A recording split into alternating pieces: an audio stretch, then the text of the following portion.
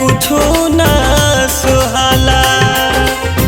तोहरे से कहतानी लाला ना के दुखवा और कुछ कहलो ना जाला।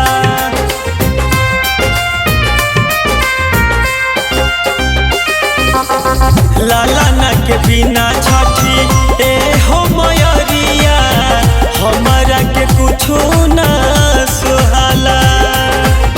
तोहरे से कहतानी लाला ना के दुखवा और कुछ कहलो ना जाला। हो सोना जस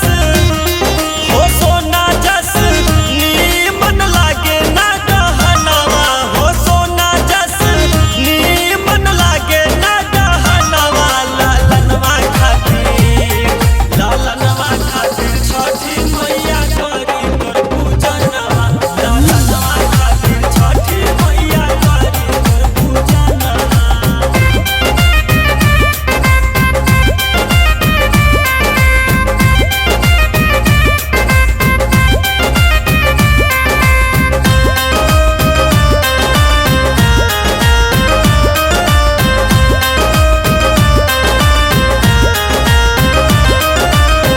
हमारा के होई छठी माई जे ललनवा। कोसी भरबिया अपन हाथ